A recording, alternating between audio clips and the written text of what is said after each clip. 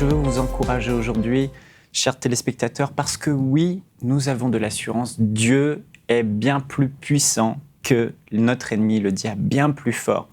Il y a un verset extraordinaire, je vais vous le lire, 1 Jean 4,4, qui dit « Celui qui est en vous est plus grand que celui qui est dans le monde. » Et le mot « grand », c'est le mot « mitzon », qui signifie « il est plus large, il est plus grand, il est plus fort, il est plus puissant ».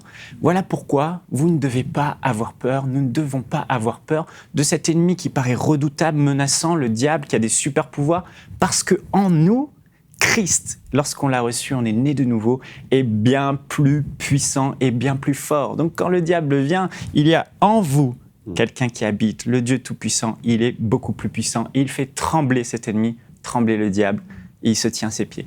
Imaginez-vous, vous habitez dans une maison, et là il y a un homme à l'extérieur qui fait trembler tout le quartier, toute la ville. Il est terrible, il est menaçant, il est fort, il est puissant. Et cet homme arrive chez vous régulièrement, il vient et il vous pille, il vous vole. Il est tellement fort que vous ne pouvez rien faire. Il rentre chez vous, il vole votre joie, il vole votre paix, il vole vos biens, il vole tout ce que vous avez. Et il vous laisse dans la peur, dans le désarroi, dans l'oppression. Vous dites, mais quand il va revenir encore ? Et puis un jour, vous rencontrez un homme, un ami, il devient votre ami, votre meilleur ami. Et puis cet homme dit, à compter d'aujourd'hui, tu n'auras plus rien à craindre, parce que moi, je suis le plus fort de tous. Et ton ennemi, il est rien à mes côtés par rapport à moi, par rapport à ma puissance. Maintenant, je viendrai, j'habiterai chez toi éternellement. Et quand il viendra, tu verras, tu n'auras plus rien à craindre. Parce que dans ta maison, maintenant, réside un homme plus fort que celui qui vient et qui te tourmente. Amen. Et là, l'homme fort qui menace, qui arrive, il rentre, il frappe à la porte. Et là, vous ouvrez la porte. Et là, il vous trouve totalement différent. Il vous trouve détendu, avec le sourire, avec l'assurance. Il dit, mais qu'est-ce qui se passe ? Qu'est-ce qui se passe ? Et là, vous ouvrez un peu plus grand la porte et il voit derrière vous l'homme le plus fort, l'homme le plus redoutable. Et là, il fuit, il est arrivé par un chemin et il part par 7 chemins parce que cet homme qui habite chez vous, votre ami, est bien plus fort que lui. Et vous voyez, vous aviez raison avant d'avoir peur. Vous aviez raison parce que vous êtes faible par rapport à cet homme fort qui est dans le monde. Mais maintenant, dans votre maison, habite un homme plus fort qui vous protège et vous offre la sécurité. Frères et sœurs, c'est exactement ce qui s'est passé dans notre vie.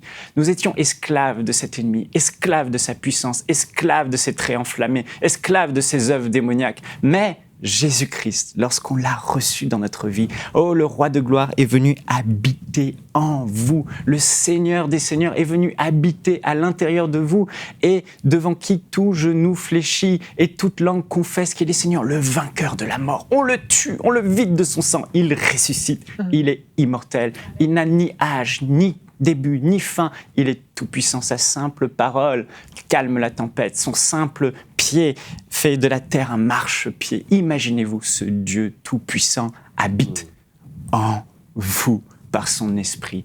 Oh, quand on réalise ça, frères et sœurs, la peur s'en va. Cette simple révélation. Vous savez, David, il était rempli d'assurance, il n'avait pas peur.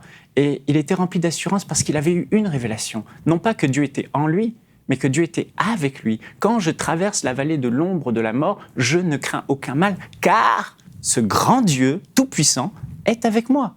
Donc s'il est avec moi, qui peut me faire du mal ? Donc lui, il avait la révélation avec Abraham aussi. Moïse aussi était rempli d'assurance face à Pharaon. Il était ferme, il n'avait pas peur du Pharaon. Pourquoi ? Parce que la Bible dit qu'il marchait comme voyant celui qui était invisible à côté de lui. Ils avaient tous les deux la révélation du « avec », mais j'aimerais vous dire, nous, aujourd'hui, nous avons une révélation encore plus grande, une proximité encore plus grande. Parce que si Dieu était avec eux et cela les rassurait, imaginez-vous, il n'est plus uniquement avec nous, il est en nous. Oh, qu'on puisse réaliser ça. Le Dieu de gloire habite en nous. Pourquoi trembler devant l'ennemi ? Et certains, vous me direz, mais moi, Pasteur Michael, j'arrive pas à ressentir Dieu en moi. J'aimerais vous dire, vous n'avez pas à ressentir. Christ vit en moi, non pas parce que je le ressens avec mes sens, mais parce que je le crois. Lorsque ma femme était enceinte, on a eu notre fils Louis, et qu'elle a dit « j'étais enceinte », on ne voyait rien, on ne ressentait rien, son ventre était le même. Au début. Mais parce que le test de grossesse a dit « il y a à l'intérieur de vous une vie », on a commencé à réaliser que la vie était là. Et puis l'échographie a montré par la suite que même si son ventre, la vie ne semblait pas être là, l'échographie montre qu'il y a à l'intérieur une vie. Et si Dieu aujourd'hui, tu ne ressens peut-être rien, mais fais une échographie spirituelle de ton être, tu verras à l'intérieur de toi le Seigneur des Seigneurs, le Roi de gloire, la puissance infinie de Dieu qui réside en ton sein, et tu prendrais conscience de cela. Mais nous n'avons pas besoin de ressentir les choses. Paul a dit dans Éphésiens au chapitre 3, « Faites habiter Christ en vous par la foi ». C'est par la foi qu'on prend conscience que Christ habite en nous. Quand on se lève, il est là. Quand on se couche, il est là. Quand on évangélise, il est là. Quand on prie pour les malades, il est là. Et quand tu réalises que l'homme fort, le Tout-Puissant est en toi, tout change. Lorsque ma femme, on a appris simplement avec un test de grossesse qu'elle était enceinte, qu'il y avait une vie à l'intérieur, on ne sentait rien, on ne voyait rien, mais le simple fait d'avoir eu cette révélation, cette information a tout changé. Le fait d'avoir la vie en elle, son comportement a changé. Son état d'âme a changé. Tout à coup, elle est devenue joyeuse. Tout à coup, sa démarche a changé, son assurance a changé. Tout à coup, elle posait avec délicatesse sa main ici. Tout à coup, elle marchait comme ayant une vie à l'intérieur d'elle. Et c'est exactement ce qui se passe. C'est juste ce dont on a besoin de comprendre. Paul disait, vous n'avez pas besoin de recevoir quelque chose de plus, mais je prie pour vous. Éphésiens 1, Éphésiens 3, que Dieu illumine les yeux de votre cœur afin que vous réalisiez simplement cette simple vérité. Christ est en vous. Et quand vous le réaliserez, tout change dans votre vie. Oh, que Dieu ouvre vos yeux maintenant au nom puissant de Jésus et que la peur vous quitte parce que en vous, le Saint-Esprit de Jésus-Christ, l'Esprit de Christ, l'Esprit de résurrection, l'Esprit de puissance, l'Esprit de gloire, l'Esprit victorieux, l'Esprit plus que vainqueur habite en vous et vous n'avez absolument rien à craindre. Que Dieu vous bénisse et que cette révélation vous accompagne chaque jour de votre vie. Vous n'êtes pas seul, Christ en vous,